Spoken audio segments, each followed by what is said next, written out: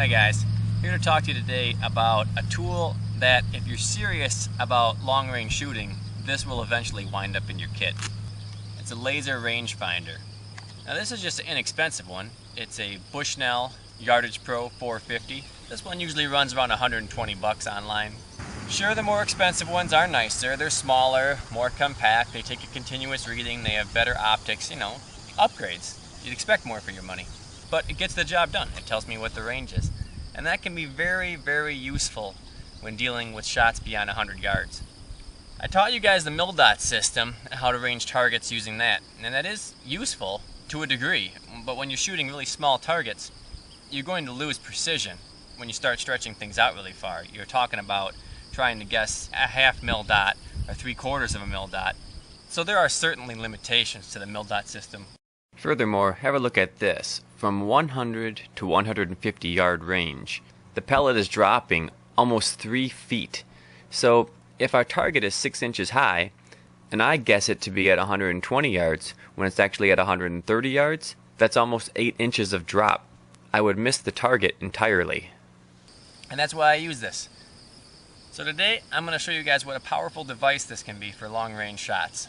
We'll take a look through the rangefinder, then we'll take our shot. So back to this original example and the longest shot on this video. I thought the guy to the right was a red-winged blackbird and the guy to the left was a starling. I thought that other bird was actually a red-winged blackbird based on his profile as I looked at him on the wire. He seemed thinner and leaning more forward. Starlings kind of lean back and up, just like you've seen with this guy. So I spot these birds at a range that I estimated to be about 125 yards away based on the pole that was closest to them. I dope for the wind, I hold over for the trajectory, and dock. My uncle was actually standing right next to me during this shot, smiling at me like I was a 5-year-old with a bucket on my head pretending to be a spaceman. But if you'd never seen a grown man clip his pants, you could have checked that one off your list. And here's our next bird, a European English sparrow, 90 yards away.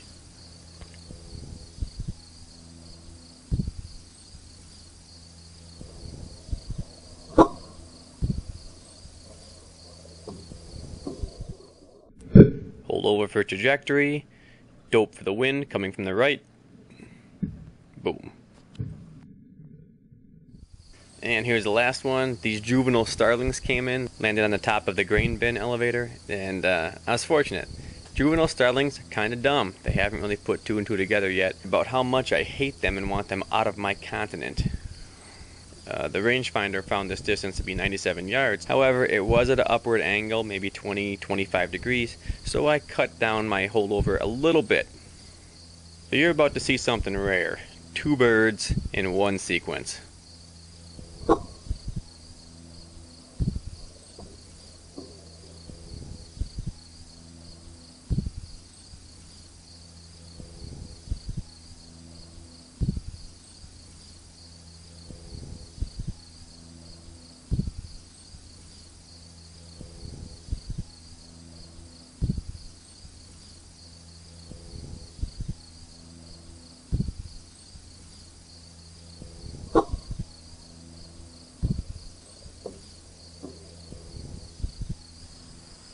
So what do you think? Pretty cool, huh?